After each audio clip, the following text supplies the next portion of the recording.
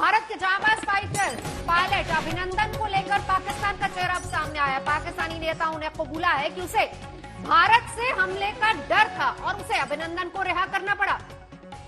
पाक के कबूलनामे के बाद बीजेपी अध्यक्ष जेपी नड्डा ने कांग्रेस को घेरा और पूछा है कि अब तो उन्हें सच को मान लेना चाहिए।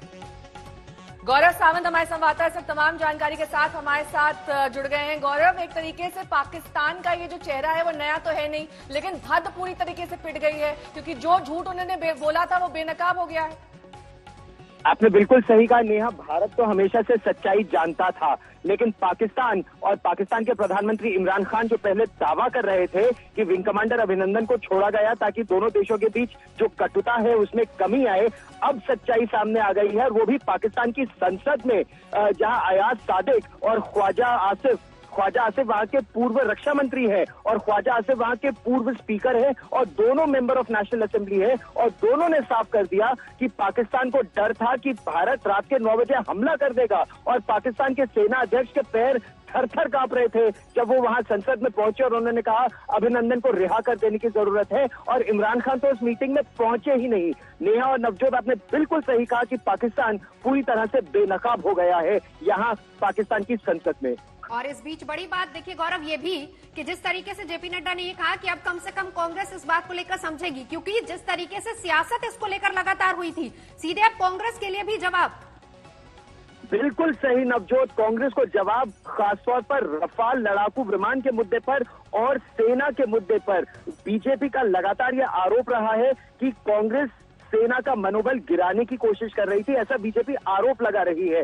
कांग्रेस ने कहा है कि वो सेना के तो साथ खड़ी है, लेकिन सरकार की विफलता को वो उजागर करने का प्रयास कर रही थी।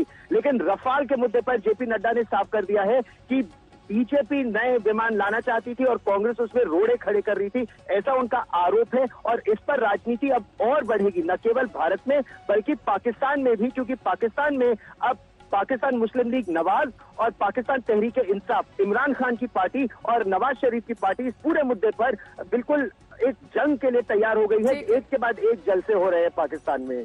बहुत बहुत शुक्रिया गौरव इस तमाम जानकारी के लिए आपका। तो देश ने कांग्रेस की राजनीति को खारिज किया है, ये जेपी नड्डा कह रहे हैं, और साथ ही उन्होंने कहा है कि किस तरीके से अब पाकिस्तान का भी झूठ बेनकाब हुआ है। पौलमी साहा इस वक्त तमाम जानकारी के साथ हमारे साथ जुड़ गई हैं। पौलमी, एक तरीके से यहाँ तो बीजेपी को ब्रह्मास्त्र मिल गया है।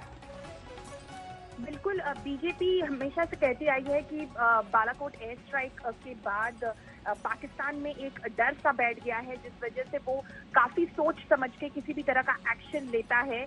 और अब जो ये वीडियो सामने आया है पाकिस्तान से ही, जहां पर उनके फॉरेन मिनिस्टर, पुराने फॉरेन मिनिस्टर जो हैं ख्वाजा आसिफ, उन्होंने कहा है कि ऑपोजिशन लीडर्स को, शाह महमूद कुरैशी जो अभी विदेश मंत्री हैं, उन्होंने कहा था कि अगर 9 बजे तक हमने लौटा नहीं दिया अभिनंदन को तो फिर पाकिस्तान तो ठीक है, आपके पास लौटेंगे। संबित पात्रा हमारे साथ जुड़ गए हैं, बीजेपी प्रवक्ता हैं।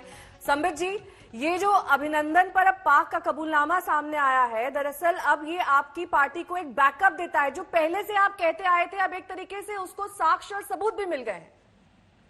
देखिए, अभी भारतीय जनता पार्टी के राष्ट्रीय अध्यक्ष माननीय श्री जगत प्रकाश नड्डा जी ने ट्वीट करके ये सवाल कांग्रेस पार्टी के राहुल गांधी से पूछा भी है। आप याद करिए, राहुल गांधी जी ने हिंदुस्तान के सैनिक के वीरता पर, शौर्य पर सवाल उठाया था। सर्जिकल स्ट्राइक हो चाहे एयर स्ट्राइक हो, इन विषयों को लेकर राहुल गांधी ने एक क्वेश्चन मार्क, एक प्रश्न चिन्ह लगाया था। और आज जब हम अयाज सिद्दीकी, जो कि ऑपोजिशन के लीडर हैं, फॉर्मर होम मिनिस्टर हैं पाकिस्तान के, फॉर्मर स्पीकर हैं पाकिस्तान के, और वो नेशनल असेंबली में खड़े होकर ये इकरार कर रहे हैं, ये मान रहे हैं कि जो मीटिंग होनी थी अभिनंदन जी के रिहाई के लिए, उस मीटिंग में डर के मारे इमरान खान नहीं आए, और जो फॉरेन मिनिस्टर थे उन्होंने कहा तुरंत रिहा कर दिया जाए, क्योंकि उनके जो चीफ ऑफ आर्मी स्टाफ थे बाजवा जी के तो पैर कांप रहे थे, उनके माथे पर पसीना आ गया था, और अगर छोड़ा ना जाए अभिनंदन जी को तो कहीं ना कहीं 9 बजे तक इंडिया अटैक कर देगी।